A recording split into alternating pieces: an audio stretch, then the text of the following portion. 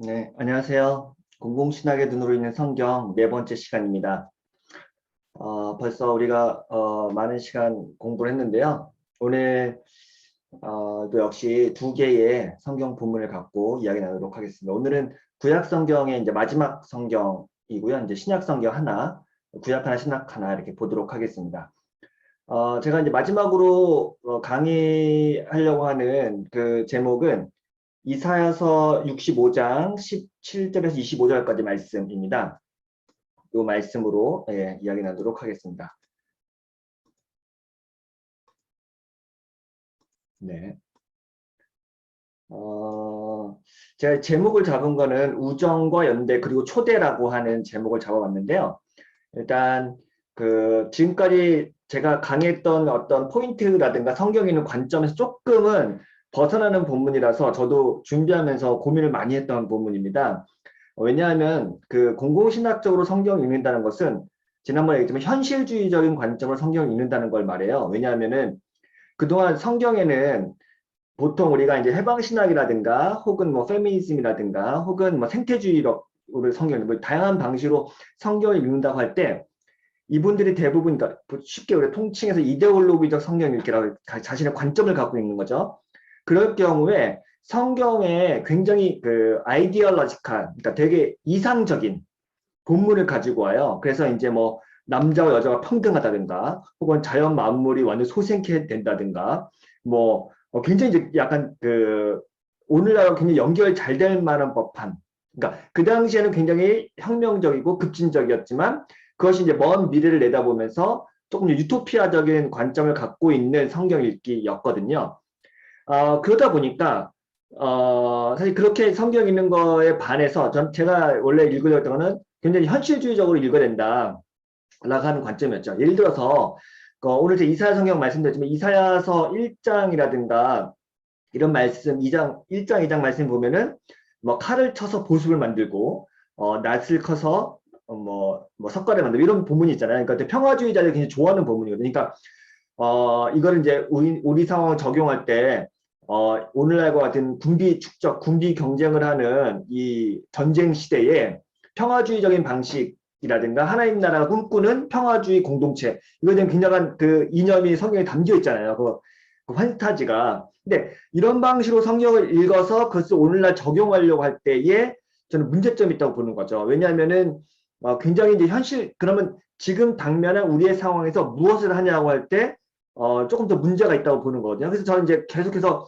현실주의적인 것을 제안하려고 했던 거고요. 근데 그러다 보니까 성경이 갖고 있는 비전이라든가 어떤 하나님 나라의 어떤 비전이 있잖아요. 근데 이런 것들을 우리가 어떻게 지금 현실에 받아들여야 이런 게 이제 사실은 고민인 거죠. 그런 점에서 제가 아까 예레미야서 29장 말씀하면서 이미 포로된 상황에서 살아가는 사람들에서는 그들이 무슨 뭐 탈출이라든가 혹은 해방이라든가 혹은 뭐 저항이라든가 변혁 이런 걸 꿈꾸는 게 아니라 그 나라의 상황에 적응하며 살아라 라고 하는 말씀이었잖아요. 이제 이런 방식 현실주의적 방식이죠. 그러면 이렇게 되면은 또 하나의 문제점은 뭐겠어요? 지금 우리가 있는 현 상태, 현 체제를 순응하거나 인정하는 방식이 될 수밖에 없거든요. 그래서 항상 이게 이상주의와 그러니까 비전과 현실에 대한 어떤 타협, 조화 이런 것들과 항상 갈등을 느끼게 돼 있어요. 예, 그래서 저는 이제 공공신학이라고 하는 것은 너무 이념적인 것을 따르기보다는 지금 현실에서 우리가 할 수 있는 현실적인 대안을 만들자, 현실적인 어떤 제안을 하자 이런 것들의 관점을 갖고 있었거든요. 말이 길어졌는데 그러다 보니까 오늘 제가 이제 이사야 65장은 대표적인 새하늘과 새 땅. 여러분이 아시겠지만 사자와 어린 양이 함께 뒹굴고 어린이가 복사구에 손을 집어넣어도 해하지 않고 그리고 하나님 나라가 이 땅에 임할 어떤 미래적 하나님 나라를 꿈꾸는 나라, 완전 평화의 나라, 스테니 하워스가 말하는 피스 오브 킹덤을 이제 꿈꾸는 건데 어찌 보면 이게 굉장히 현실주의를 도피하거나 혹은 쉽게 이 현실을 패배를 인정해버리고 우리는 완전 다른 대안을 꿈꿀 거야. 이런 방식으로 이제 해석될 여지가 많거든요. 그래서 제가 조금 공공신학적으로 어떻게 풀어내지 되게 쉽지는 않더라고요. 근데 뭐 저도 이제 그래서 좀 오늘 발전이 늦었는데 그럼에도 이제 제가 하나의 어떤 제안으로서 한번 이렇게 글을 써봤으니까 여러분들이 한번 보시면서 이 부분이 얼마나 적절성이 있는지 말이 되는지 여러분 좀 평가도 해주시고 의견을 주시면 좋겠어요. 네, 오늘 좀 강의한 중심으로 좀 이야기를 풀어보도록 하겠습니다. 먼저 여러분이 잘 아실 수 있겠는데요. 이사야서는 보통 학자들이 세 부분으로 나눴다고 해요. 제1 이사야는 1장부터 39장까지, 제2 이사야는 40장부터 55장까지, 그리고 제3 이사야서는 56장부터 66장까지. 근데 이제 내용적으로는 1장부터 39장, 그리고 4장부터 66장, 이렇게 두 부분으로 나눌 수는 있기는 해요. 그래서, 제1 이사야는, 심판, 그러니까 이스라엘에 대한 심판, 그리고 열국에 대한 심판, 열방 심판, 아까 저희가 아모스 때 열방 심판이 자세하게 나오고, 또 그 안에는 동시에 이제 하나님 백성에 대한 미래에 대한 메시아에 대한 예언들, 그리고 회복에 대한 메시지도 같이 담겨 있습니다. 근데 이제 여러분이 잘 아시면 이사야 40장 1절, 위로하라 위로하라 내 백성을 위로하라 하면서 여러분 뭐 핸델의 메시아 그 노래 아시죠? 거기서 시작하는 건데 이제 너희의 복역 기간이 끝났고 너희가 다시 이제 회복하고 하나님께서 이제 너희를 싸매고 고쳐줄 거다라고 하는 회복과 위로의 메시지가 40장부터 나옵니다. 그래서 40장 위로의 메시지는 훨씬 더 분위기가 밝고 위로와 희망이 가득 찬. 그래서 마틴 루터 킹 주니어 목사님이 이사야 40장 이런 말씀을 인용하면서 골짜기가 메워지고 낮은 계곡이 높아지는 뭐 이런 평등한 세상을 꿈꿀 때 이사야의 비전을 이야기하죠. 그러니까 그만큼 제2 이사야 이상에는 이제 회복과 위로의 메시지가 많다. 그리고 제3 이사야도 저도 뭐 이번에 공부하면서 알게 됐는데 사실은 제2 이사야와 내용적으로는 크게 다르진 않다고 하더라고요. 내용을 좀 보완하는 방식으로 돼 있고요. 그런 방식으로 이제 구성이 되어 있다고 할 수 있습니다. 당연한 이야기일 수 있겠는데 구약 성경에서 참 예언자와 거짓 예언자를 구분하는 기준은 뭔지 아시죠? 당연한 말이라고 했는데 제가 예언자가 예언을 했는데 그 메시지가 얼마 이후에 실현되거나 성취되면은 그 예언자는 참 예언자. 당연하겠죠. 예언이 맞아야죠. 그리고 맞지 않으면 거짓 예언자라고 하는 게 예언자의 메시지죠. 그래서 이제 예레미야 시대에 나라가 한참 기울어가고 망해가고 있고 지금 이제 국제정세상 이스라엘이 포로로 끌려가게 생겼는데 우리 평안하다 평안하다 우리는 뭐 망하지 않는다 이렇게 말하는 사람이 거짓 예언자였고 오히려 우리가 죽게 생겼다 우리는 포로로 끌려갈 거다 그러니까 우리 그러니까 뭐랄까 포기 항복하자라고 하는 게 예레미야였고 그러니까 예레미야는 당연히 그 당시에는 이스라엘 백성들한테는 못마땅한 거죠. 뭐 저처럼 무슨 뭐 친바벨론 사람이 하면서 막 욕했죠. 하지만 사실은 그 예레미야 예언이 맞았죠. 이런 것들을 보면 이제 알 수 있는데, 근데 그런 방식으로 보면은 굉장히 폴렌스는 재밌게 얘기하는데 제2 이사야에서 나온 하나님의 위로와 회복 이제 메시지가 나오고 이제 우리의 복역은 끝났고 하나님께서 우리에게 이런 환상과 비전과 그러니까 번영을 주실 거야라고 하는 위로의 메시지가 제2 이사야서에 나오는데 그럼 이게 실현돼야 되잖아요. 근데 실현됐느냐? 그렇지가 않대요. 그래서 이사야서 59장 9절에 보니까 이런 메시지가 있어요. 우리가 빛을 바라나 어둠뿐이요 밝은 것을 바라나 우리가 밝은 것을 바라나 캄캄한 가운데 행함으로 라고 탄식한다. 그러니까 제2 이사야에서 평화와 번영을 이야기했는데 그게 그대로 실현되지 않은 거죠. 여전히 이스라엘 백성들은 어둡고 심판 가운데 있고 자기가 힘든 상황 가운데 처해 있는 거죠. 그러니까 우리는 하나님께서 사막에 길을 내고 광야에 물을 내고 뭐 나무들이 막 솟벽지 찬양하고 이런 어떤 진짜 꿈에 부푼 유토피아적인 판타지를 보여주었는데 그게 이루어졌냐는 거죠. 그래서 헨스는 뭐라고 얘기하냐면 시온의 대로가 활짝 열리지도 않았고 들판의 나무들은 손뼉치지 않고 가시덤불도 뭐 삼나무, 뭐 좋은 나무죠. 대체되지 않았다라고 얘기합니다. 그러니까 이스라엘은 여전히 이스라엘을 대적하는 그 엄청난 강대국들은 여전히 건재하고 그렇죠? 유다의 광야도 샘물이 나지 않고 그러면 이제 이사야는 거짓 예언자냐 뭐 이렇게 말할 수 있겠죠. 근데 또 재밌는 말 하다. 그럼 이걸 어떻게 해석하냐? 그 폴렌슨이라는 유명한 이제 구약학자인데요. 이분이 이제 예언자들의 원래 그 목적은 이 메시지를 통해서 백성들이 돌이키는 게 목적이지 심판 자체가 목적이 아니었다. 뭐 이렇게 얘기하더라고요. 그래서 아무리 예언자가 막 그 정확하게 하나님의 말씀을 대언했다 할지라도 그러면 이 심판의 메시지를 전했을 때 이스라엘 백성들이 듣고 돌이키면 하나님께서 뜻을 돌이켜서 이들을 심판하지 않잖아요. 그러면 예언자의 심판의 예언은 성취가 안 된 거죠. 이해하셨죠? 예언자가 심판의 메시지를 전했는데 이 메시지를 듣고 이스라엘 백성들이 돌이키고 회개해서 하나님께 돌아오면 하나님은 심판을 거두시잖아요. 그럼 이 예언자는 거짓 예언자가 돼버리잖아요. 그쵸? 그렇다 할지라도 하나님의 이 예언의 목적은 뭐 이사야한테는 억울할 수 있겠지만 혹은 다른 예언에도 억울할 수 있겠지만 그 예언이 성취 안 되는 게 어쩌면 하나님이 진짜 목적일 수 있겠네요. 그래서 사실은 요나 선지자 그런 경우잖아요. 요나가 심판을 니느웨에 선포했는데 이 사람들이 회개하고 하나님께로 돌아왔기 때문에 하나님의 뜻을 돌이켜서 니느웨에 심판을 하지 않으시잖아요. 그러면서 요나가 뭐라고요? 하나님 내가 이럴 줄 알았습니다. 하나님은 회개하는 자에게 이렇게 다시 뜻을 돌이키셔서 복을 주시는데 내가 그럴 줄 알아서 내가 거기 안 가려고 했던 건데 이렇게 얘기하는 거잖아요. 네, 그러니까 이게 하나님의 마음이었던 거죠. 네. 그래서 이사야 예언자의 목적은 이렇게 얘기합니다. 쓰라린 경험과 뿌리 깊은 상실감으로 혹독하게 징계를 받아서 미래에 대한 희망을 포기한 백성들에게 말씀을 전달하는 것. 네. 근데 이제 반대로 이제 인간의 번영과 평화의 예언을 담고는 이 이사야 내용이 실제로 실현되지 않았을 때 심판은 그렇다 치고 하나님의 축복과 번영과 평화를 예언했는데 그게 실제로 현실화되지 않았을 때 이거 어떻게 해석해야 되냐 이제 이런 말씀 때문에 나온 거죠. 그래서 하나님은 바벨론의 포로로 끌려가 절망 가운데 살아가는 이들의 희망을 품고 살기 원했죠. 유배라는 상황 속에서 이스라엘 백성들은 새로운 세상을 접하고 다양한 인종 가운데 새로운 삶의 방식을 터득해야 했습니다. 그들이 믿고 섬기는 신이 단지 아브라함과 이삭과 야곱의 하나님에서 멈추는 것이 아니라 온 우주의 통치자, 만물의 주권자라는 사실을 알아가기 시작했죠. 세계관의 변화가 일어나고 확장이 되는 거죠.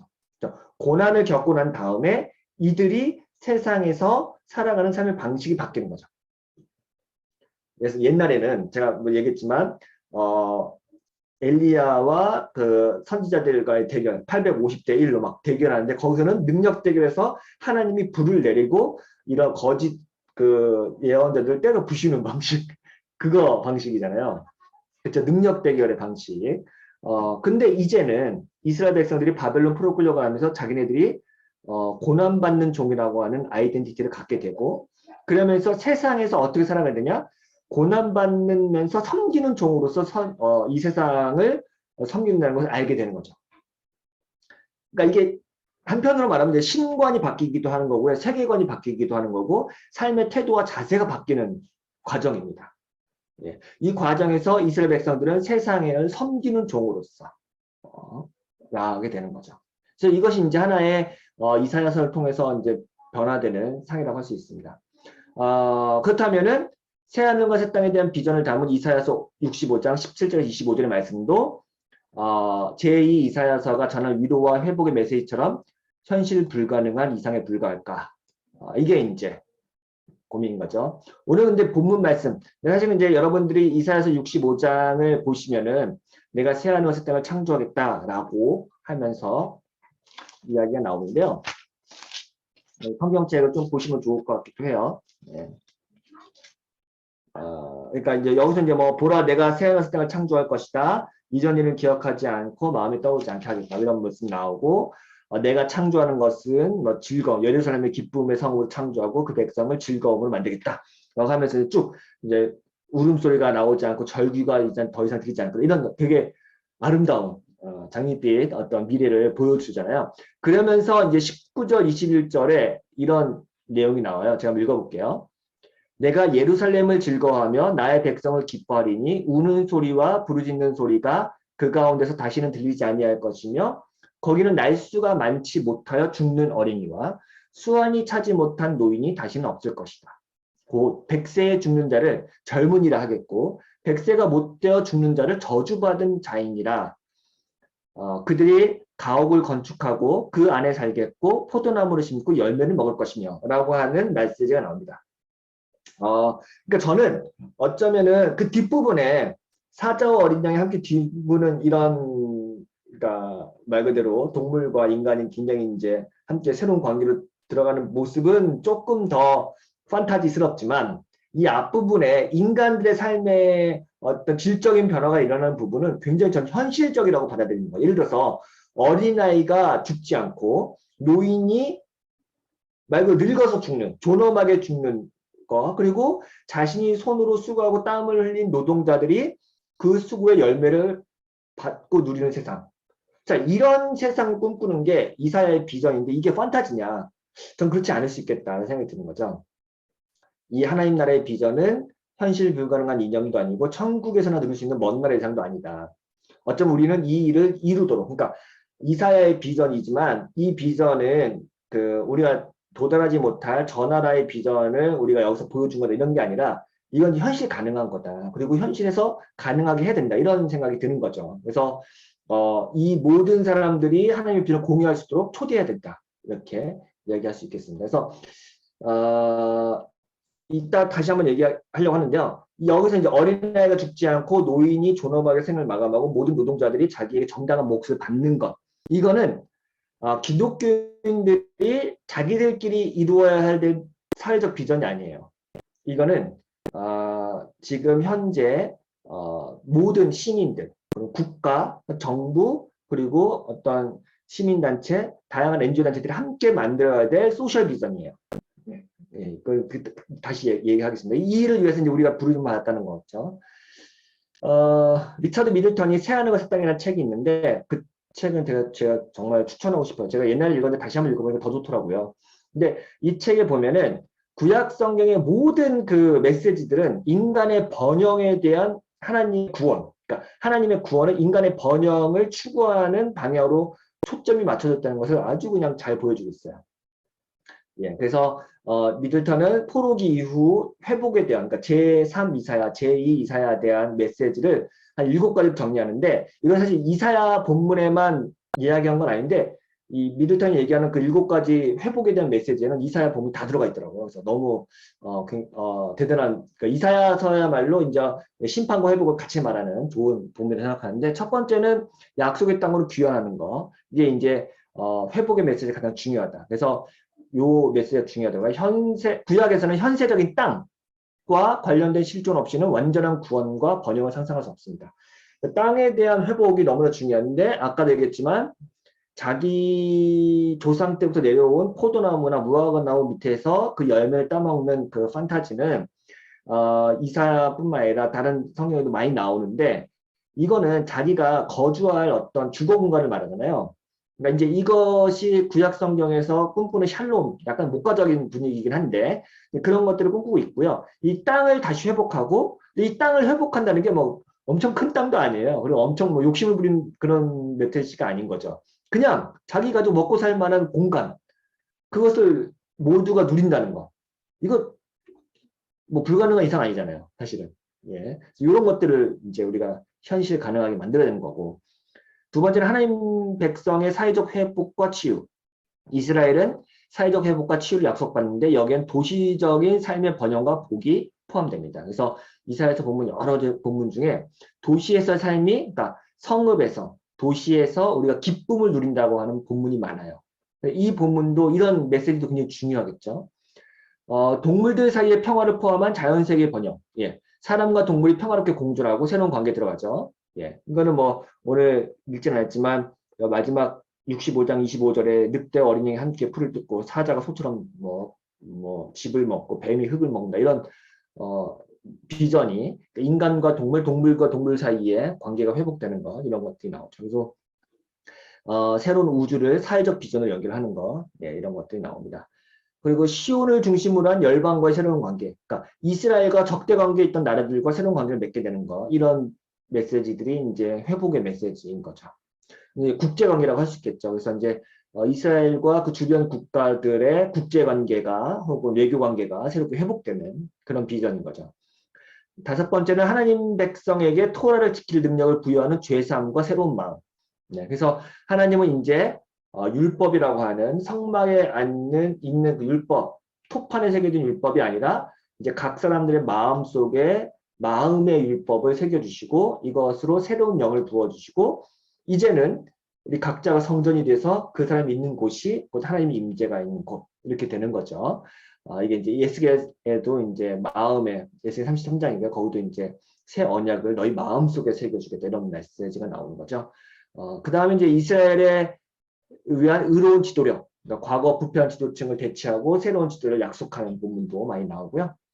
마지막으로 이제 하나님의 임재, 하나님이 이 땅 가운데 임재하는 것, 늘 우리와 함께하는 것, 그리고 여호와의 영광, 하나님을 아는 지식이 온 땅에 편만하고 뭐 물이 바다를 덮은 같이 여호와라는 지식이 온 땅에 충만하다 이런 메시지들이 나오는 거죠. 이런 것들이 이제 회복에 대한 메시지고 조금 확장되면은 그러니까 소셜 비전인 거죠. 그러니까 사회적 관계도 회복되고 생태계의 관계도 회복되고 뭐 정치 혹은 뭐 국제 외교 관계 그리고 이제 인간들이 살아가는 어떤 그 삶의 현장에서의 터전, 플레이스에 대한 비전도 바뀌는 거죠. 이제 이런 것들이 그러니까 도시의 샬롬 이런 것도 얘기 나올 수 있겠고 이런 모든 총체적인 비전들이 이사야서에 굉장히 많이 나온다. 그런 걸 얘기해 줍니다. 네, 그래서 이제 이사야의 비전은 하나님이 꿈꾸는 인간 세계에 대한 희망을 표현한 것이죠. 이 목적을 위해서 함께 실천하고 힘써야 합니다. 이 비전의 원천은 이스라엘 백성들에게 주어진 하나님의 꿈이지만 실제로 이 비전이 이루어질 때는 사회의 모든 구성원들과 함께 만들어야 될 사회적 비전이죠. 그래서 아이들이 보호받고 노인이 존경을 받고 노동자가 공정한 보상을 받는 것은 그냥 우리끼리 잘 먹고 잘 산다고 실현될 이상이 아니죠. 물론 성경에는 교육정책이나 경제이론 혹은 노동환경에 대한 구체적인 이야기는 등장하지 않죠. 하지만 이사야의 비전을 실현하기 위해서는 우리가 어떤 방식으로 행동하고 사회정책을 만들어야 하는지 유추할 수 있죠. 이사야가 꿈꾸는 사회는 그야말로 인간의 기본적인 생존권이 보장받는 사회인 거죠. 그렇죠? 모든 어린아이가 건강하게 자랄 수 있고 뭐 세계 어린이 인권선 그런 거 있을 수 있겠고 노인들이 존엄하게 생을 마감할 수 있는 권리 이거는 이제 인간이 그냥 행복하게 살기 위한 기본적인 사회적 조건인 거죠. 뭐 대단한 이익 바라는 게 아니라 노동자들이 정당한 대우받으면서 즐겁게 일할 수 있는 환경 이런 거 만드는 거죠. 노동법 제대로 지키자는 거죠. 가족이 함께 쉴 수 있는 작은 땅을 갖고 자는 바람 이거야말로 기본적인 욕구고 기본적인 사회적 사회권이잖아요. 그러니까 이런 것이 너무 높은 비전도 아니고 실현 불가능한 것 이상도 아니다. 지금 당장 우리가 만들어야 될 과제고 하나님이 이제 그 미래에 대한 것을 보여준 것이지만 실제로 우리가 현실 가능하게 만들어야 될 과제다라고 할 수 있겠습니다. 이런 얘기 해볼게요. 어떤 분은 사회 조직을 개혁하고 실질적인 정책을 만들고 현실 정치에 적극 참여하는 것이 성서에서 말하고 있는 바가 아니다. 그러니까 우리가 이제 사회 참여를 해서 구체적인 폴리티컬 폴리시를 만드는 거. 그렇죠? 그리고 뭐 어떤 사회적 조직을 하고 또 구성하고 시민사회에서 다양한 방식으로 블렌딩하고 뭐 커넥팅하고 이런 방식들 여러 가지 시민사회의 어떤 다양한 소셜 캐피탈을 만들어내는 것. 이게 이제 교회가 할 일이고 기독교인이 해야 할 일이냐라고 물어볼 수 있어요. 그쵸? 예. 그러니까 하나님 나라의 복음과 실제 현실 사회 개혁을 분리해서 생각하는 것이죠. 근데 정말 그럴까? 로널 사이더가 뭐라 얘기하냐면 복음과 사회병을 분리해서 생각하는 고정관념 위치가 있는데 사이더는 이렇게 얘기하더라고요. 정의에 관심을 기울이지 않는 종교적 관습은 폐지하라는 것이 구약 성서의 일관된 외침이고 예언자들의 중요한 메시지였다. 그러니까 정의에 관심 가지지 않는 예배, 제사, 아모스 5장에 나오는 너희의 예배가 역겹다. 너희 손에 피해가 가득하다. 그러니까 밖에 나가서는 온갖 불의한 일을 하면서 주일날 교회 가서 예배 드린다고 하는 그 예배 행위를 비판하는 거잖아요. 그러니까 예배하고 정의가 굉장히 긴밀하게 연결돼. 이거는 이제 모든 예언서에 다 공이 들어가는 미가서나 뭐 아모스, 호세아 뭐 다 기사 다 들어가 있는 거. 그러니까 정의에 관심을 기울이지 않는 종교는 거짓된 종교라는 게 예언자들의 메시지라는 거죠. 실제로 뭐 사이다 이렇게 얘기해요. 기도나 속죄, 예수님의 부활보다 가난한 자에 대한 하나님의 관심이 훨씬 더 많다. 성경에. 하나님 훨씬 더 관심이 많다. 이런 얘기도 해요. 그래서 이건 단지 그냥 그리스도인들이 사회정의를 외치고 실현하는 게 해도 되고 안 해도 되고 또 하면 좋고 이 정도 수준이 아니란 거예요. 이건 신앙 고백이고 하나님에 대한 신앙 고백이고 하나님이 어떻게 우리를 부르시는지에 대한 아주 확고한 교리다 이렇게까지 얘기해요. 성경의 핵심 가르침이다. 이렇게 얘기를 합니다. 그래서 그리스도인들은 여전히 개인적으로 선행을 베풀고 자선 사업을 통해 어려운 이들을 돕는 일이 중요하다고 생각합니다. 그렇죠? 그 이상을 시도하려고 잘 하지 않죠. 하지만 이사의 비전처럼 어린이와 노인의 삶을 향상시키고 노동자의 삶의 질을 개선하기 위해서는 이런 어떤 개인적인 노력으로 되는 게 아니잖아요. 실질적인 구조를 바꾸고 정책을 세워야죠. 그죠?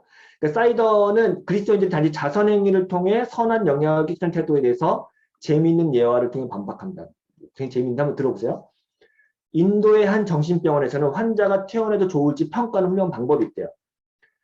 그 환자를 수도가에 데려가요. 그래서 큰 양동이에 그러니까 큰 양동이를 수도꼭지 밑에 놔두고 수도꼭지를 틀어놔요.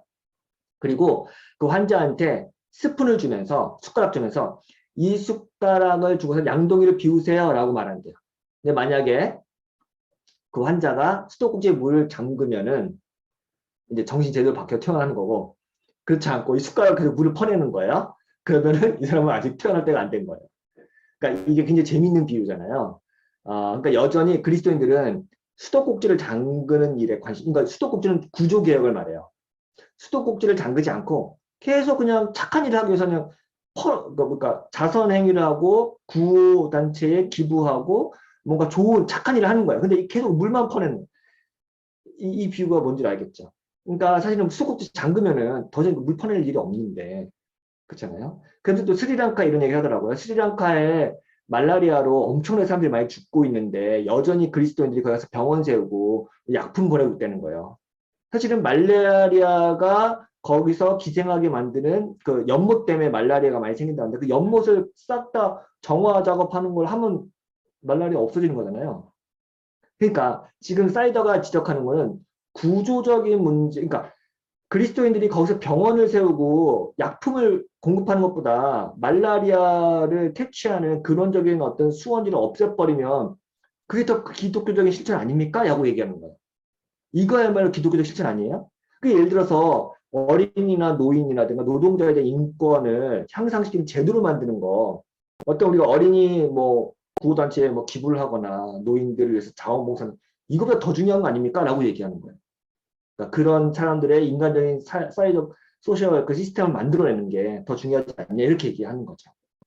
예. 그러니까 이런 방식이 뭐 기독교하고 상관없다. 그리고 기독교가 뭐 거기까지 해야 되냐 이렇게 말하는 사람들에게 얘기하는 어떤 좋은 비유라서 제가 가져와 봤습니다.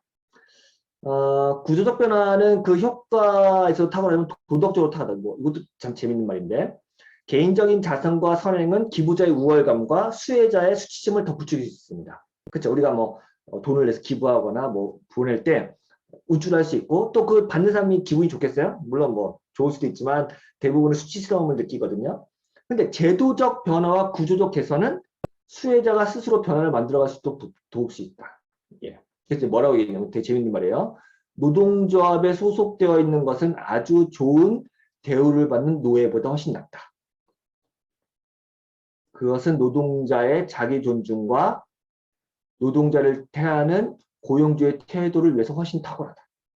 그러니까 노조를 만드는 게 뭔가 대단하게 월급 많이 받고 있는 노예보다 낫다라고 말하는 거죠. 그래서 이게 되게 중요하다고 얘기하는 거고요. 그리스도인들의 사회적 비전은 국가와 사회 또는 다양한 사회적 기관들과 협력해서 함께 만들어가는 거죠. 혼자만의 힘으로 인간의 번영과 복지를 이루겠다는 욕심은 버려야 하고 사실 실제로 가능하지도 않죠. 예. 이 사회의 비전은 우리가 사회 일원으로서 함께 만들어갈 공동선을 보여주고 있습니다. 네.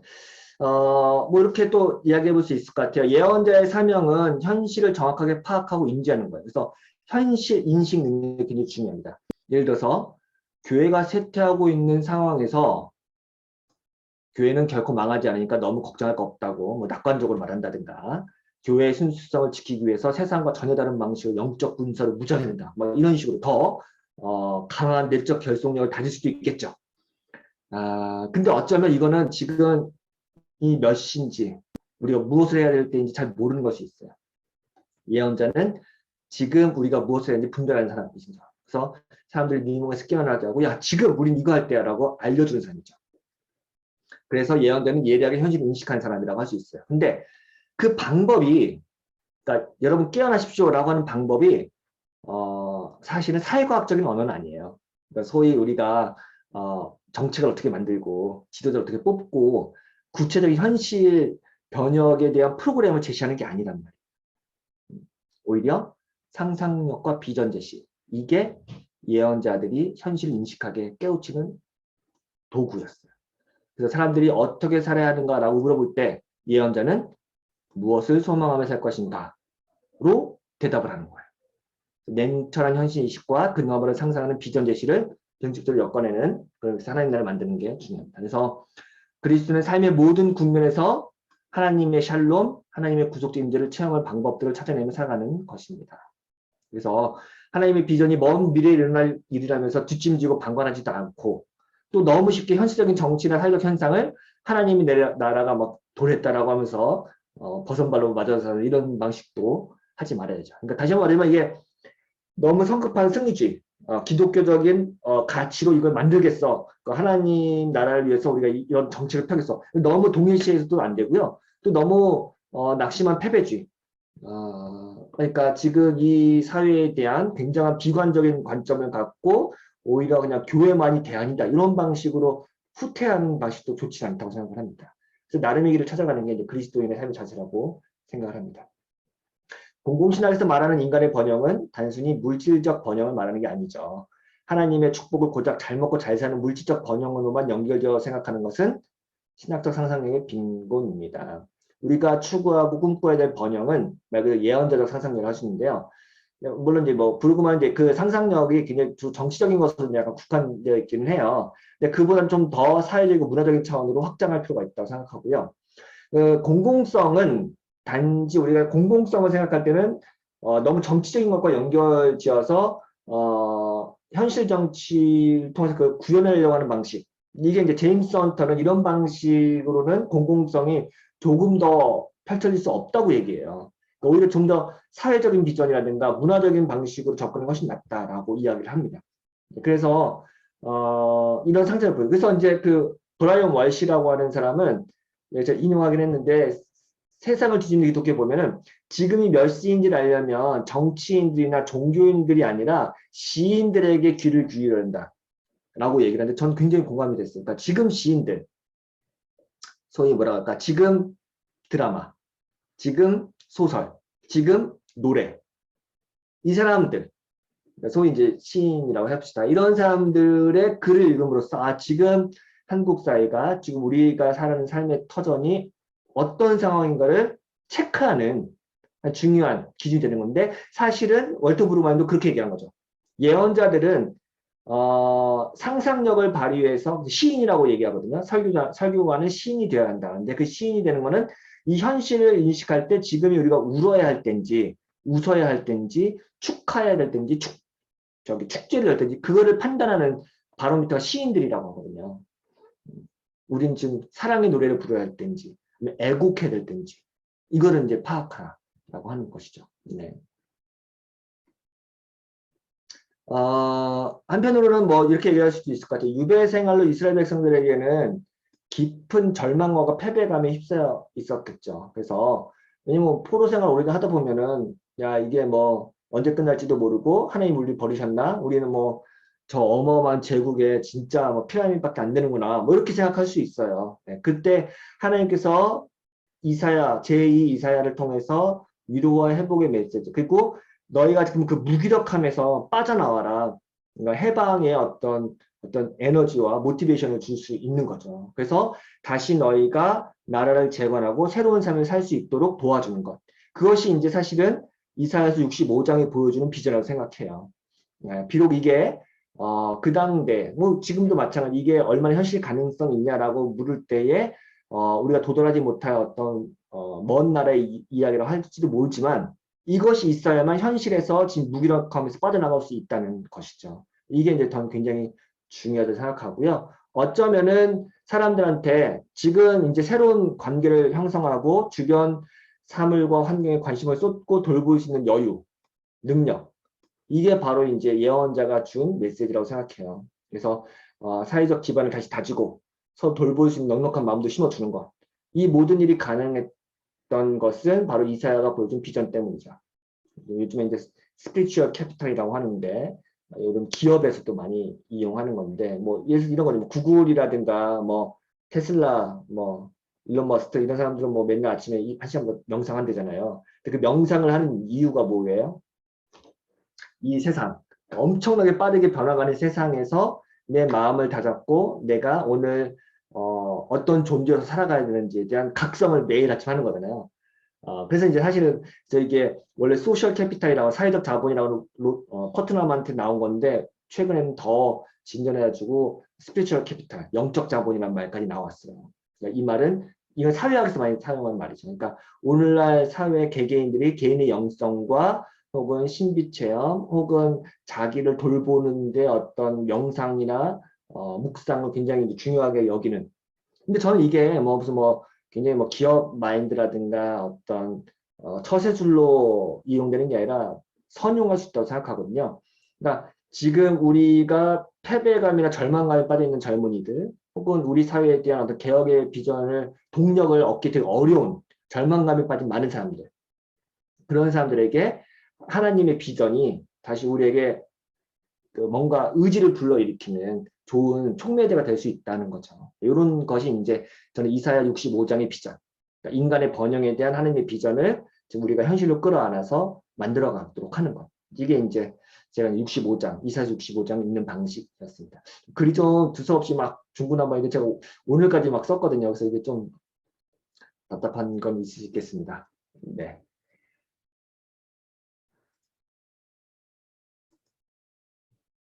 아, 네, 뭐 오늘은 참가자가 별로 없어서 계속해도 되겠죠? 예, 시간이 좀 지나긴 했지만 7장은 이제 본격적으로 이제 마태복음 11장 2절에서 6절 말씀인데요. 이것도 굉장히 재밌어요. 이거는 조금 논란의 여지가 있고 해석적으로도 좀 고민을 많이 하게 되는 본문인데요. 제가 그 구약 성경에서는 일단 그 예언자들의 메시지는 심판의 메시지가 강력하잖아요. 그리고 아까 저희가 이제 앞에서 뭐 예레미야나 이사야뿐만 아니라 그 역대하에서도 그 하나님께서 남유다를 이제 심판하고, 그러니까 하나님의 뜻에 거역했기 때문에 심판을 받아서 북이스라엘을 끌려가는 장면, 그리고 오딕 예언자를 통해서 다시 이렇게 포로들을 귀환시키는 인도주의적 그 차원들 이런 게 나오잖아요. 근데 거기서 이제 심판에 대한 메시지가 나오죠. 그러니까 하나님의 뜻을 거역했기 때문에 하나님의 심판을 내리시고, 그 심판이란 것은 자연재해이기도 하지만 동시에 이웃 나라들을 사용하셔서 하나님께서 전쟁에서 지게 만드는, 침략을 당하는, 그것도 다 이제 하나님 심판으로 해석하는 거죠. 이게 이제 어쩌면은 인과응보라는 방식으로 이제 설명할 수도 있고, 사실 제가 오늘 여기 이제 이 세미나에서 다루지 않지만 그 주제를 굉장히 이제 자세하게 다룬 게 이제 월터 브루그만의 최근 작업들에 이거 많이 다루고 있거든요. 근데 이게 이제 사실은 하나님이 정의로운 분이라는 것을 보여주는 것 중에 하나잖아요. 하나님께서 그냥 갑자기 날벼락 내리는 게 아니라 너희들이 지금 재앙을 받는 거는 이런 것이 원인이었어 라고 하고 인과응보적인 그 세계관을 보여주잖아요. 이해하셨죠? 그러니까 지금 너희들의 재앙을 설명하는 방식으로 하나님의 심판 그리고 이스라엘 불순종이 나오는 거잖아요. 그렇죠? 그러니까 심판은 그냥이 아니라 이유가 다 있는 겁니다. 그래서 이런 방식이 하나님의 정의예요. 하나님의 뜻을 거역하거나 순종하지 않았을 때 그거에 대한 하나님의 심판으로 재앙이나 전쟁이 나오는 거죠. 기근이나. 자, 이래서 구약 성경에서는 하나님 이스라엘 백성들이 말씀을 지키지 않고 이해할 때 이런 걸 나오는 거죠. 그래서 이거는 하나님의 정의예요. 그래서 이제 이스라엘 백성들이 회개하고 용서를 구하면 하나님부터 다시 돌이키시는 거. 이게 이제 심판과 어떤 정의에 대한 해석이죠. 오늘날에는 이게 이제 가능하냐? 그러니까 하나님의 어떤 섭리. 근데 그러면 오늘날 우리가 우리 사회에 뭐랄까 자연재해라든가 혹은 전쟁이라든가 이런 것들을 하나님의 심판으로 해석할 수 있어요? 그러니까 근데 이거는 어느 시대나 항상 나왔던 거죠. 그래서 뭐 인도네시아인가 거기 이제 쓰나미가 닥쳤을 때 거기에 하나님을 믿지 않는 뭐 불교 국가니까 이런 거에 대해서 하나님께서 심판하신 거다. 이렇게 해석하기도 하고 하나님이 진노하신 거다. 뭐 일본 지진도 마찬가지. 그러니까 우리가 현대사회에서 겪고 있는 어떤 큰 재앙이라든가 인간사의 어떤 사건들을 하나님이 심판을 해석하는 거죠. 근데 이게 사실 뭐 때로는 이거 말이 안 되는데 하다가도 사실 이게 정경적인 거긴 하죠. 성경이 그렇게 얘기하니까. 최근에 코로나 바이러스도 그렇게 해석한 사람 있죠. 예, 존 파이퍼 같은 경우에 우리가 경험하는 자연세계의 고통과 악은 도덕적 악을 보여주는 징표이자 그림자. 그러니까 코로나 바이러스 역시 인간이 얼마나 무서운 죄를 지었는지 상징적으로 보여주는 신뢰. 좀 제가 인용해 보면요. 하나님이 물리적인 세상을 자주 저주하여 두신 이유는 질병과 재난 안에서 목격하는 끔찍한 죄의 끔찍함을 생생하게 보여주는 그림 언어다. 다시 말해 물리적인 악은 하나님을 거스른 도덕적인 악을 가리키는 표면의 비유다. 그나마 이거는 좀 이제 부드럽게 쓴 거죠. 지금 우리 현실 사회에서 일어나는 악은 인간들이 갖고 있는 도덕적 부패나 타락을 보여주는 그림 언어이자 대표적인 비유다라고 보여주는 거잖아요.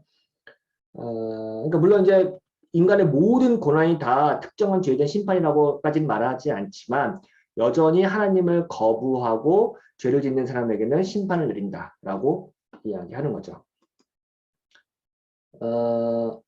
아모스서 3장 6절에 보면 어느 성읍에 재앙이 덮치면 그것은 주께서 하시는 일이 아니겠느냐 이렇게 이제 이야기하는 거죠.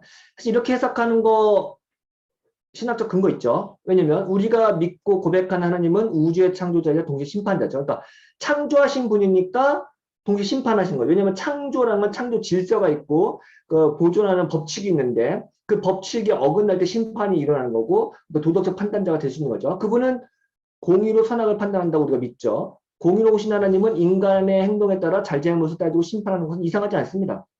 그렇죠? 코로나 바이러스를 하나님의 심판으로 해석할 경우 인간의 불의나 죄를 무엇으로 보느냐는 저마다 다를 수 있습니다. 어떤 이들은 영적이고 내면적인 죄로 해석해 우상숭배나 성적인 타락으로 하나님께서 이런 코로나 바이러스 쪽에다 뭐 이렇게 할 수도 있고요. 또 어떤 이들은요. 인간의 무분별한 자연훼손, 생태계 파괴에 대한 인간의 탐욕으로 둘 다 똑같아요. 사실은 그 내용은 다르지만 우리가 자연을 훼손하고 또 그 자연 생태계의 경계를 우리가 허무니까 박쥐들이 자꾸 인간이 있는 세계로 막 넘어오는 거잖아요. 이건 사실 인간이 그 저지른 악행이죠. 그러니까 이걸 인과적으로 따지고 보면은 이 코로나 바이러스가 생긴 거는 인간의 타락, 인간의 죄, 인간의 범죄로 말미암아 인간 자연을 남들이 훼손한 죄로 이런 결과가 나오기 때문에 이 코로나 바이러스를 보면서 인간이 얼마나 지금 자연을 훼손하고 있냐, 혹은 우리 도덕적으로 타락해 이걸 동시에 볼 수 있는 건 맞습니다. 그렇잖아요. 그러니까 둘 다 인간의 불의에 대한 하나님의 진노라고 해석하는 관점에서는 다 같다는 거죠. 그러니까 하나님은 다양한 방식과 채널 우리에게 사인을 주실 수 있고 깨닫게 할 수 있죠. 때로는 뭐 자연재해를 통해서도 얼마든지 그렇게 할 수 있다고 저는 생각합니다.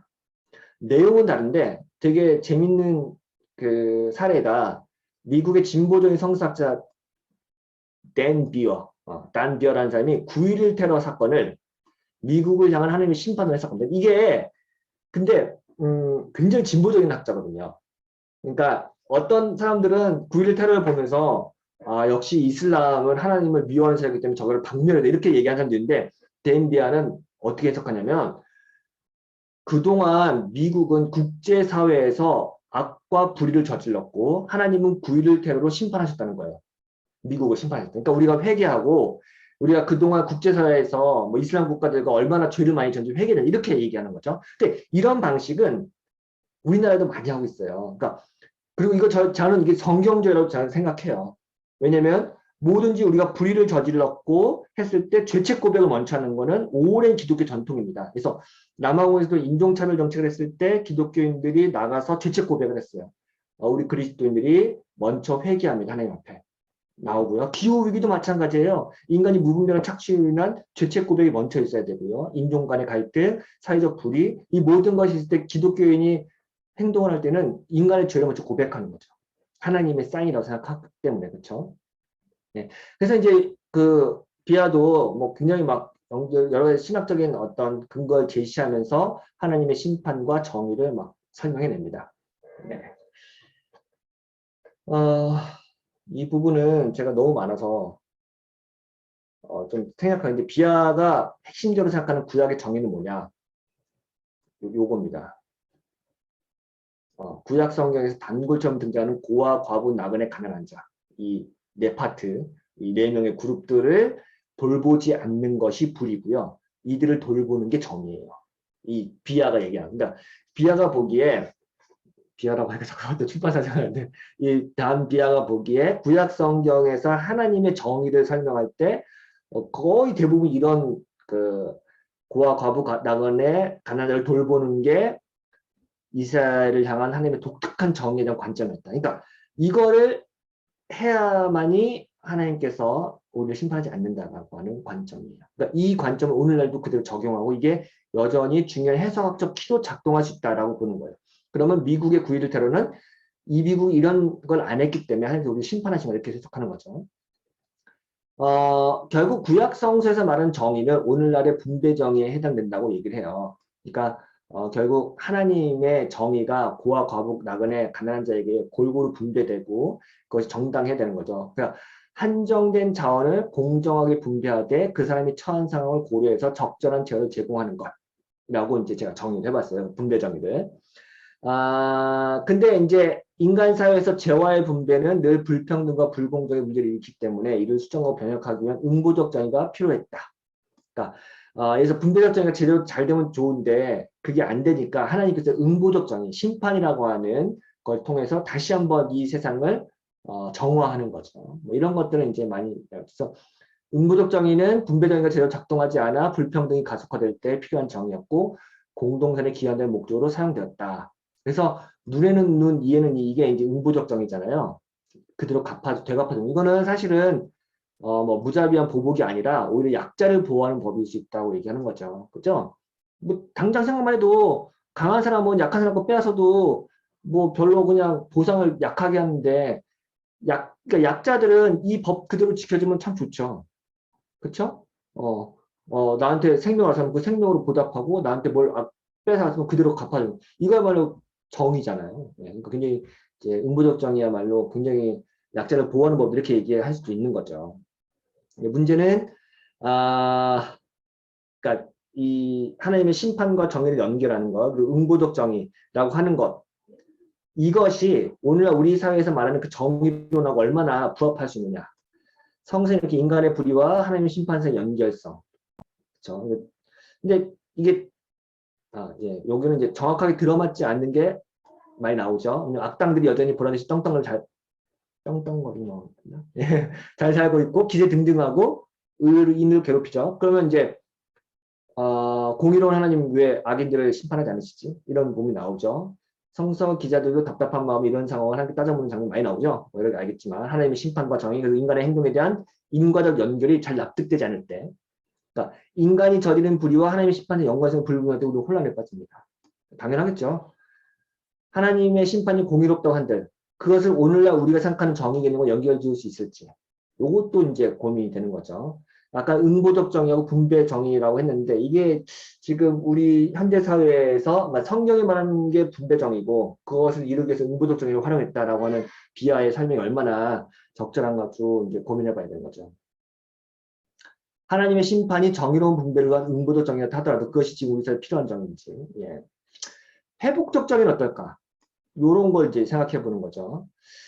제가 서론이 많이 길었어요. 근데 이제 오늘 제가 마태복음 11장 2절에서 6절을 보여주기 위해서 이 서론을 길게 했는데, 지금 이 마태복음 11장 이제 6절은 예수님의 정체성과 사명에 대한 말씀이지만 그 속에는 하나님의 심판과 정의 관계를 규명할 수 있는 내용이 담겨져 있다라고 하는 거죠. 네.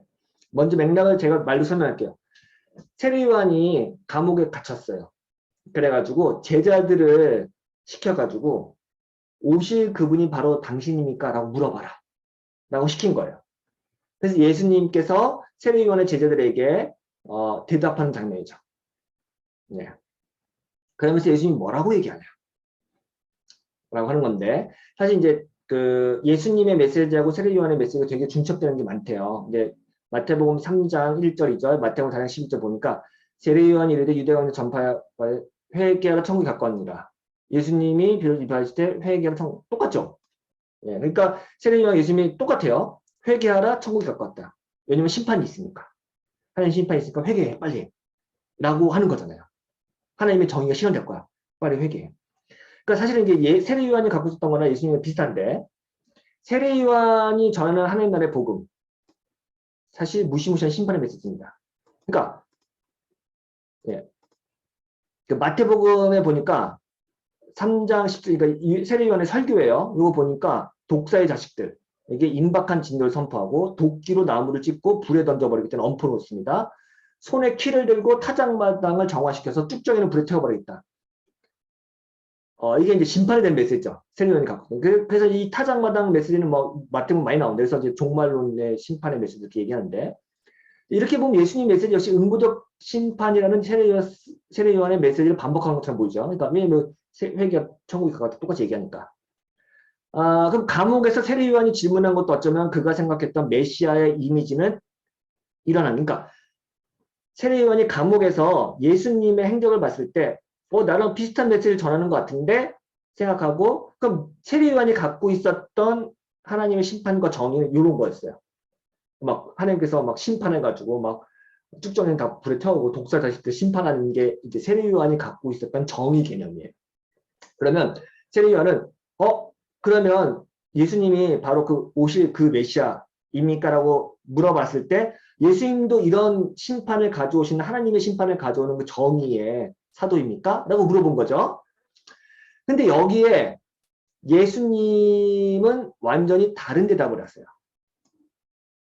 그러니까 쉽게 예상할 수 있는 심판의 메시지가 아니라 치유와 회복의 메시지를 전하시는데, 마태복음 11장 5절.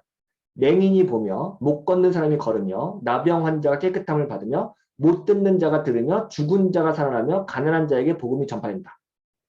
고 말해라. 라고 이제 세례요한테 전달하는 거죠. 근데 여기 이제 예수님의 메시지를 보면은 심판에 대한 내용이 없어요. 근데 이제 이 마태복음 11장 여기 요점 되면은 이제 여기서 말하는 맹인, 걷지 못한 사람, 나병 환자, 죽은 사람이 다 그 전에 나옵니다. 그래서 앞을 못 본 사람 보게 되고, 다리 전 사람도 걷게 되고, 나병 환자 깨끗해지죠. 죽은 자 일으키기도 하죠. 이게 다 예수님이 했던 사역이에요. 8장과 9장에 다 나와요. 그리고 또 예수님의 산상수는 가난한 자에 대한 복음이 전파되는 걸 시작하죠. 그쵸. 그러니까 가난한 자에게 복음이 전파된다. 그러니까 산상수의 첫 번째, 신명이 가난한 자에 복이 있나니, 나오는 거죠. 그러니까 예수님이 행하신 사역이 대부분 앞에 나왔지만, 사실 이 사역들은 이사야서 직접 연결되기도 한다. 이사야서 35장, 그 61장에 마태복음과 유사한 메시지가 나와요. 이것도 한번 보시겠어요? 이사야서 35장 4절 6절이에요. 보라, 너희 하나님 오사 보복하시며 갚아주실 것이다. 하나님 오사 너희를 구하시리라 하라. 그때 맹인의 눈이 밝아질 것이며, 못 듣는 사람의 귀가 열릴 것이며, 그때 저는 자는 사슴같이 뛸 것이며, 말 못하는 자의 혀는 노래하리니, 이는 광에서 물이 솟겠고 사막에서 시내가 흐를 것이다. 이사야서 61장도 비슷해요. 주의 영이 내게 하가지고 그 중간에 여호와의 은혜의 해와 우리 하나님의 보복의 날을 선포하여 모든 슬픈 자를 위로하되 무릇 시온에 슬퍼하는 자에게 쭉 나옵니다. 네. 네. 요런 게 이제 그 이사야서의 말씀인데, 그 이사야서에서 하나님은 의로운 분으로 묘사되죠. 그분은 공의로 다스리고 심판하시기 때문에 이스라엘 억울함을 풀어주고 그들이 당한 것을 갚아주신다. 보응하시는 거, 뭐 나쁜 말로 조금 뉘어서 보복하신 하나님. 내가 그만큼 억울했습니다, 하나님. 하나님께 기도하면 하나님께서 그걸 보복해 주세요. 그게 공의예요. 의로운 분. 그러니까 여기 보면은 그날에 너희 하나님이 오사 보복하여 갚아주신 거죠. 이스라엘의 억울함을. 우리 하나님의 보복의 날 선포하라. 이렇게 나오는 거죠. 하나님의 보복. 그러니까 응보적 정의가 중요한 메시지예요. 그리고 이제 또한 여기 그러니까 두 가지죠. 예언자는 하나님의 보복, 응보적 정의를 선포하고 그 다음에 하나님의 치유와 회복의 메시지가 이어서 그러니까 심판과 회복이 같이 나오고, 이게 구약 성경 아까 제가 이사야도 말했지만 구약 성경의 가장 전형적인 메시지 패턴이죠. 하나님의 심판과 회복에 대한 싸매시고 고치시고 약 발라주신 하나님. 이게 이제 같이 나오는 거거든요. 그러니까 그러니까 정의와 회복, 정의와 평화, 뭐 이런 게 같이 나오는 건데, 이사야서가 말하는 회복의 메시지와 예수님 메시지의 차이점. 네, 메시아 사역의 예수님의 선포에는 심판과 보복의 내용이 없습니다. 아까 했지만 마태복음 11장 5절. 자, 세례 요한은 이사야가 말하는 하나님의 보복을 기대했던 것일까요? 예수님의 사역을 보면서 의심이 들었나 봅니다. 진정한 메시아는 이사야가 말한 것처럼 하나님의 심판과 회복을 동시에 얘기해야 되는 거 아닌가? 하나님은 예수님은 자신의 사역을 회복의 메시지와만 연결시킵니다. 아마도 그것이 요한으로 하여금 예수님을 의심하게 만들지 않았을까? 그러니까 요한은 어쩌면 그러니까 이사야의 선지자를 그대로 가지고 와서 선포했던 것 같아요. 물론 세례 요한이 회복이나 평화에 대한 메시지를 얼마나 전했는지 제가 그것까지 모르지만 일단은 구약의 어떤 정의 개념을 갖고 왔던 것 같아요. 분명 구약 성경 보복과 같이 나오잖아요. 물론 이제 궁극적으로 예수님의 메시지가 만물의 창조자이자 공동 하나님의 성품과 어떻게 통합될 수 있는지는 되게 어려운 부분인 것 같아요. 저는 하나님의 심판을 진지하게 고려하지 않는다면 우리는 역사 속에서 무엇이 옳고 그른지 무엇이 선하고 약한지 결정할 수 없고 그저 강자의 정의가 허용된 결과를 가져올 수도 있죠. 그러니까 궁극적으로 하나님의 심판과 정의가 실현돼야 된다 하면은 단지 그냥 심판의 내용이 없고 회복하고 치유만 나오면은 억울한 자의 누명은 누가 신원해줘요? 그러니까 하나님이 심판자로서 오시지 않으면 억울한 사람의 한은 누가 풀어주냐? 그렇잖아요. 그러니까 그렇기 때문에 응보적 정의가 되게 중요한 거잖아요. 정의를 구현하기 위해서는. 네. 그래서 만학자들이 하나님의 회복은 역사 속에서 정의로운 판결과 함께 고려될 때 그 의미가, 그러니까 사실 구약 성경의 정의로움이 참 좋아요. 하나님의 심판, 그리고 죄를 지은 자를 벌하시고, 나를 힘들게 한 사람에게 대해 정당한 보응을 하시고, 그 다음에 또 하나님께서 만물을 회복하셔서 모든 게 다 해피엔딩으로 되는 요 시나리오잖아요. 정의와 용서. 그잖아요. 근데 이제 예수님은 심판에 대한 메시지보다 이제 회복에 대한 메시지를 강조했으니까 이 부분이 이제 조금 어려운, 여전히 용서에 대한 데서 어려운 상이 있겠죠. 하나님의 심판이 인간 사회에서 보복의 형태로 드러날 수 있다는 사실을 인정하면서도 예수님은 다른 방식으로 정의를 실현했습니다. 예수님은 하나님의 심판이 보복적이라는 사실을 그대로 계승하지 않고 회복과 소망의 근거로 이어갔습니다. 네. 그래서 이제 정의의 실현과 뭐 용서, 그리고 궁극적 화해 이런 거는 뭐 굉장히 어려운 신학적 테마고, 심리학에서 많이 이제 상담에서 많이 하는 내용이잖아요. 그래서 이제 벌써 기억의 종말도 보면은 그런 내용이 아주 복잡하게 나와 있는데, 결국 여러분 잘 생각해 보세요. 세례 요한은 감옥에서 나오지 못하고 죽었어요. 그쵸? 그의 한도 풀리진 않았어요. 그러니까 마태복음 11장 6절에 뭐라고 나와요? 예수님께서 누구든지 나로 말미암지 않고 나로 말미암아 실족하지 아니한다는 복이 있도다. 그러니까 세례 요한은 예수님이 뭔가 정의의 사도로서 내 지금 억울한 걸 풀어주고 세례 요한을 억울한 걸 풀어주고 나를 좀 감옥에 나오게 하고 나를 감옥에 가둔 자를 심판하는 어떤 그 심판하는 메시아를 기대했을지 모르겠어요. 근데 예수님은 그렇지 않았어요. 그러면서 이런 얘기예요. 요한아 나로 말미암아 실족하지 않는 사람이 복되라고 얘기하는 거죠. 그래서 여기서 이제 누구든지 이제 세례 요한을 가리키겠죠. 그렇죠. 네. 네. 예수님은 이제 그러니까 물론 이제 요한은 완전한 하나님 나라 도래를 꿈꿨고 하나님의 완전한 정의가 실현된 심판을 소망했겠죠. 다만 그 나라가 자신의 때에 갑자기 임할 것이라 기대했기 때문에 예수님에게 걸려 넘어질 뻔한 거죠. 무엇에 넘어진 건지든. 예. 어쩌면 요한은 너무 많은 것을 너무 빨리 기대한 것일지도 모르겠죠. 그쵸. 예. 그래서 이제 예수님은 하나님의 심판이 지향하고 있는 지점을 바라보고 있었기 때문에 새로운 정의를 상상했죠. 예. 하나님의 나라의 궁극적인 도래는 이 땅에서 인간이 본래 누려야 할 온전한 축복, 평화, 번영이 완전 구현되는 것이죠. 다시 한번 제가 높아지면 얘기했지만 그런 아까 얘기했지만 그럼 억울한 사람은 어떻게 되냐? 정의는 실현돼야 되는 거냐? 그거는 무시하는 거냐? 이렇게만 단순히 말하지 말고 예수님이 어떤 봤던 지향점을 봤으면 좋겠어요. 그래서 저의 핵심 논지는 뭐냐면은 구약 성경의 응보적 정의라든가 심판이라든가 정의라는 개념을 신약 성경에 와서 예수님은 회복적 정의로 바꾸셨는데 이 회복적 정의는 오히려 사람들에게 진정한 용서와 혹은 참된 화해가 일어나는 것을 미리 이제 보여주시는 거야. 요거를 이제 제가 진짜 샬롬이 되는 거죠. 네. 여러분, 하나님의 심판이 나쁜 사람들을 꺼지지 않는 지옥불에 집어넣어서 영원 저주를 받게 할까? 그래야만 부당하게 옥에 갇혔던 사람의 한이 풀어지고 억울한 사람의 마음이 해방을 받을까요? 우리는 그동안 반드시 선은 보상을 받고 악은 처벌받아야 한다는 응보적 정의론만을 생각해왔습니다. 이것이 정의라 어릴 때부터 배웠습니다. 영웅들이 싸움 현장에 나타난 악당들을 시원하게 무찌르고 감옥으로 보내는 모습을 보면서 자랐기 때문이죠. 승자와 패자가 있고 상벌을 정확하게 따져보는 것이 공정이라고 생각했기 때문이죠. 어떤 피해에 대해서 반응할 때 자동적으로 보복을 해야 된다고 생각하는 것은 정의가 너무 이제 제한된 관점이라는 거죠. 하지만 우리는 이분법 쪽에서 실제로 가해자와 피해자의 필요와 요구가 뭘까 한번 고민해 보시던 거죠. 그래서 제가 이 메시지를 통해서 응보적 정의에서 이제 회복적 정의로 넘어가는 내용을 조금 넣었어요. 오늘날 회복적 정의를 이제 이야기한 사람들은 응보적 정의만으로는 우리 사회의 갈등이 근본적으로 해결될 수 없다고 얘기하는 거거든요. 그러니까 보세요. 응보적 정의는 처벌을 통해서 범죄자들을 저지하고 규제를 가해서 고통을 부과하는, 그러니까 죄에 대한 고통을 부과해서 그 죄값을 묻는 거죠.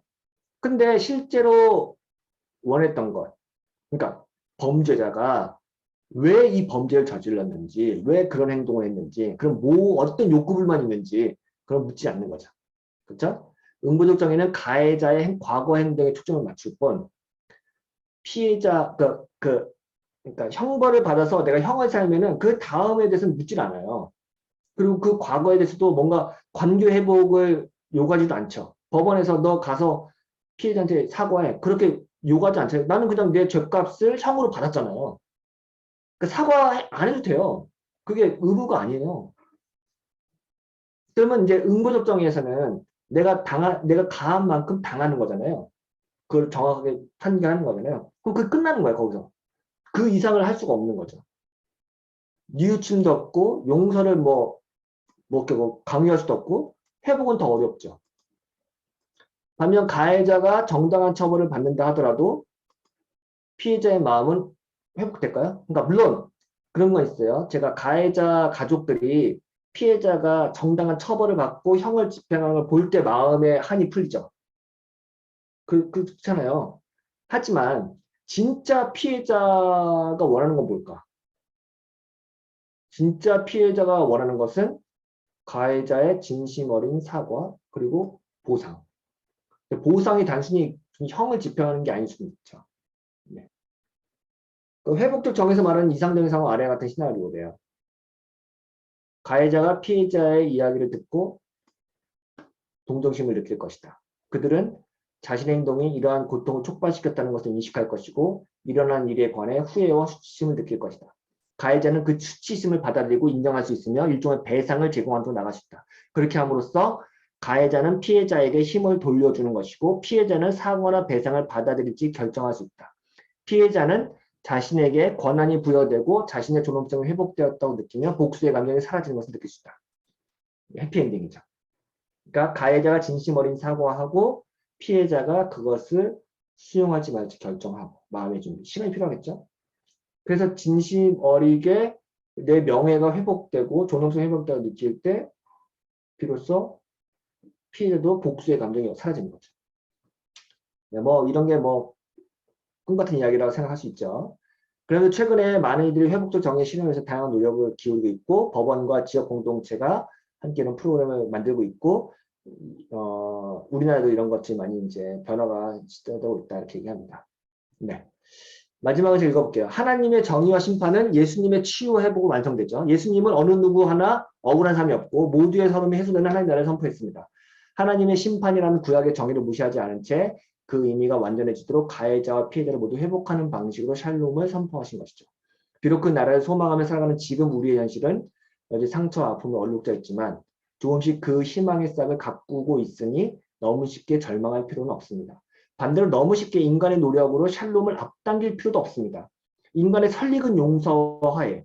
그러니까 예수님이 했던 회복적 정의가 좋다고 해서 그냥 빨리 대입하는 그게 미량이잖아요.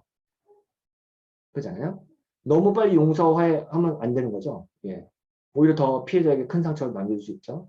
그러니까 오래 참고 인내하며 기다리기 좋아하는 하나님 성품을 본받아 천천히 시간을 두고 회복과 화해를 이뤄. 그러니까 그 전에 그러니까 정의를 실현한다는 것은 어쩌면은 진심 어린 고백 그리고 죄에 대한 용서 그리고 그거에 대한 수용, 그 변화 의지 가능성 이런 것들이 중요하겠죠. 네, 저는 그래서 이제 이거를 뭐 조금은 이제 예수님의 응보적 정의와 회복적 정의라고까지 말하기 좀 약간 이제 논리적 비약이 있을 수 있지만 예수님의 사명이 이사야서의 말씀을 좀 다른 방식으로 해서 그런 사회를 꿈꿨던 것이 우리 사회에서도 적용되면 이렇게 되지 않을까 이런 생각을 해봤습니다.